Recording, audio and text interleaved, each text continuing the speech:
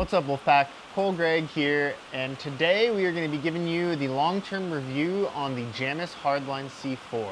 I got Ty, one of my best friends, roommate, and longtime riding partner, riding buddy, we should say, that spent, 11 months on this bike through winter, summer, fall.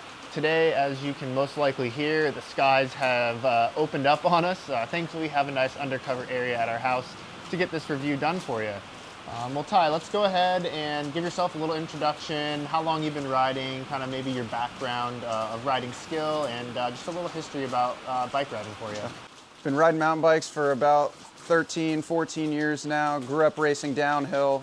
Just got into enduro riding in the last 4 or 5 years, I'd say, which has brought me to some really fun bikes. I've been riding myself a Pivot Mach 6 for the last 4 years. And so my comparison or my thoughts on this bike are probably going to, correlate to my experience with my Mach 6. Mostly, I've ridden some other bikes as well, but just most of my experience on the Mach 6. All right, so let's dive into a few details on this bike. It is a 160 rear 3VO driven suspension system paired with a 160 fork up front. It's featuring Fox Performance suspension, both front and rear. You have the Shimano 4-piston brakes. Overall, it is the basic build kit for this model, coming in at $45.99, retail in the US. So to dive into it, Ty, how did you feel about the sizing with your both your height and your weight on this medium build? Was there anything that stood out to you that maybe you really liked, or was an issue over your time on the bike? So I'm 5'7", about 140, maybe 145, 150 riding weight. I can't speak for the actual specs of the suspension in terms of air pressures and whatnot. Yeah, but you don't like to check that. I have to make sure he's running enough air pressure in his shock. or tires, or anything really. And just hopping on the bike, it felt amazing. I think the reach was about perfect for me. The stack felt good. 439 mil, which is 439. I would say in that range of average to maybe small in this kind of day and age of bigger and longer bikes. Yeah, but it felt great. The stack feels good for me. It just rides really well, in my opinion. It's really fun and playful. I like having the 27.5-inch tires for someone that's my size. That's probably close to a 29 for someone that's over 6 foot. So it corners very well, and it doesn't feel too big. I don't feel like I would want a smaller bike, but I also don't feel like I would want to step up a size by any means. So this being the first 3VO driven bike you have rode, how did the suspension feel, standing up, getting out of the pedals? Was there excessive bob? How did it react through the tight stuff with, the 429 mil chainstays? It's definitely a short bike. What was your initial impression of getting used to the bike? Was there much of a uptick in a learning curve compared to, say, your Mach 6 or some of the other bikes you have rode? Coming off a DW Link suspension with 155 mils of travel, I felt like I was right at home. There was very little learning curve or time needed to adjust to the bike. I'd say just maybe a couple thousand feet of vert, and I felt like it was, I was right at home. And I would say through tight stuff, that's where this bike excelled for me. It cornered really well. I didn't feel like it was hard to lean over. I also felt like at higher speeds, it was still really stable for being so good in the tight stuff. I didn't have too much experience over the last 11 months, I guess now, riding on really, really hard technical trails. Being in Eastern Washington mainly on this bike, I was riding a lot of more open, kind of smoother, but also really fast stuff, and I felt like it was stable at high speeds. The 3VO suspension was quite similar to DW Link, in my opinion. The pedal platform is very good, but also the small bump sensitivity was better than I would have asked for something that pedaled this well. Absolutely, and I think a lot of that not only is attributed to the linkage, but that float DPX2 performance, like that's still one of my favorite shocks to have on this, trail/enduro bike. Definitely, and for being such a low spec of bike, I will say that the suspension performed amazing. It made me really kind of second guess getting into higher end suspension. The rhythm fork felt great on this bike. The lack of adjustment didn't make it feel limiting at all. And as for the shock, I thought the shock also felt really supple with the suspension. Absolutely. All right, so moving on, we already touched a little bit on how this bike pedals, but I want to take some time to go into some more detail on climbing. With these big travel bikes, you're going to spend a lot of time going up to enjoy those downs. As far as those kind of long, sustained climbs, I know the answer to this, but maybe the viewers don't. Did you use the lockout lever at all? How did the seat tube angle interact on some of those, more technical, punchy climbs? So most of the time I was actually not using the lockout lever on this guy. I did engage it for steeper climbs, and I did find that I actually didn't like using the lockout lever on this bike. The pedal platform was amazing, and for most climbs, I would say that using the lockout lever was unnecessary. With the kind of slack seat tube angle in tighter climbs as well, or maybe not tighter, but steeper climbs, kind of switchbacky stuff, I found that having a little bit of suspension movement was actually beneficial with the slack seat tube angle. All right, well, back to the most important bit. How did it feel going down?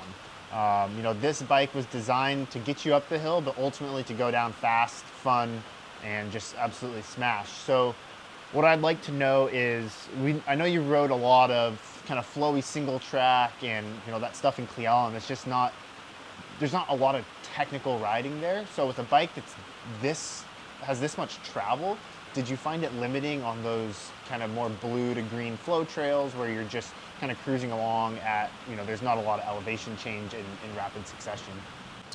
Yeah, for better or for worse, when I jumped on this bike, I didn't realize that it had 160 mils of travel in the rear. I thought it was more of a trail bike, but that was just my lack of knowledge, not really in how it rode. But upon riding it, it didn't feel sluggish at all on kind of flowy single track. It feels so lively, and it's really just a joy to ride. It's super playful. I've spoke to kind of how it cornered really well. It corners amazing. I kind of have a more old school style, riding flats, throwing feet off in corners and whatnot, and I felt like that was what this bike was kind of built for. And while you could ride clips on this bike, it's just really playful and a joy to ride. Even in the little technical stuff that I did get into, I would like to say that it really absorbed kind of maybe like the occasional hard hit on the flowy fast single track, and didn't feel like the suspension was jumping out at me when I did get into stuff that was maybe a little bit more technical. Sure. And I know we did do a couple laps at 27, which we'll touch on a little bit later. How did it feel when on some of those trails where you're having a lot of small bump chatter into kind of the more tight technical sections? Did you find the bike stayed composed, or did that lively, playful feel that you love on the flow side of the trails kind of bring a negative aspect to the bike tracking well through the rock gardens? Actually, I felt like it tracked really well through braking bumps.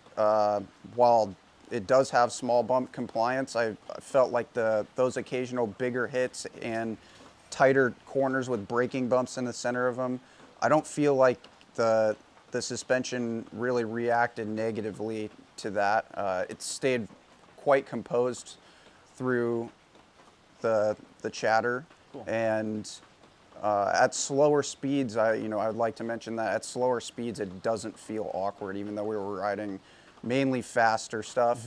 At slower speeds, it's not awkward to ride. Good to know.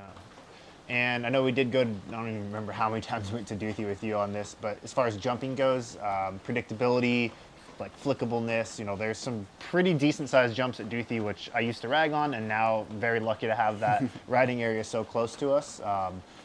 How did it feel on jumps? I mean, you are coming from a 27.5 bike onto this, so it's not that much different, but it does have more suspension. It has a lot newer parts. It's just an overall different feel coming from an aluminum to a carbon bike. Did you like how it jumped? Did you feel that there could maybe be improvements as far as maybe having a bigger bike that, did it hold you back trying to, go on these more like aggressive, double black jumps? That's actually where I thought this bike also really excelled. Is I preferred this to my Mach 6 when it came to jumping. My Mach 6 feels a little bit more planted maybe, but because it's so lively, the Hardline, I was loving being at Duthie, hitting jumps on it, hitting some lines that I hadn't hit on my Mach 6 even, or some jump lines. And I think it jumps great. I feel really centered over the bike. I don't feel like I'm sitting too backseat or feeling like I'm want to nosedive when I'm jumping it.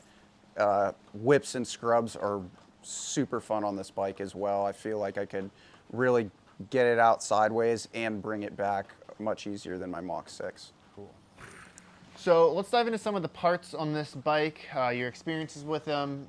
Being that entry-level build at $45.99, you're getting a lot of bike for your money, but that does come with, maybe some drawbacks, you might say, for those looking for, that top-tier build with all the fancy gold and stuff like that. To start off, did you have any issues with any of the parts on this bike through your time riding? In 11 months, I had not a single issue with the bike, no pivot bolts coming loose. It seemed like the wheels stayed really true.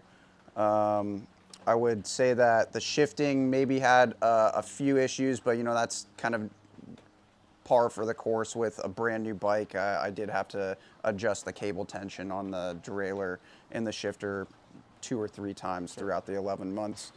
Not bad. Not bad for how much I was riding it, to be honest. And I would say I kind of spoke for the entry-level Fox suspension. Felt amazing on this bike. Made me question whether or not I really needed kind of the higher price point suspension in the future on my own personal bikes.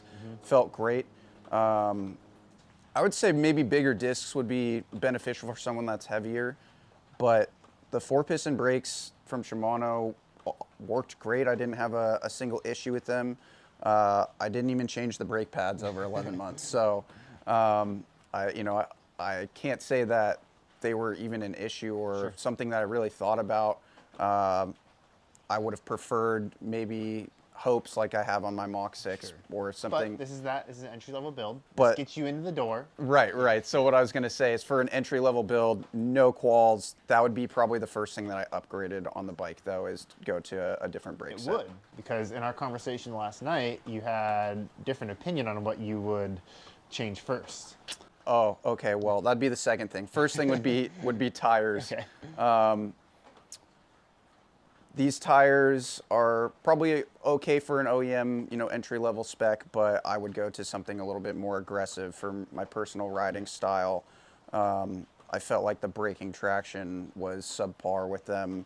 And you've ridden these tires on more than just this bike, too. Yes, I've also ridden these tires on a Norco Optic, and I've had the same experience on that bike as well, to the point where it's almost a liability at high speeds into tight corners or once it gets steeper, maybe a little bit more technical. I just don't feel like they have the braking traction or the cornering traction that I desire in something that I would want. So we did also have one mechanical failure on kind of a really strange situation too. Nothing too crazy.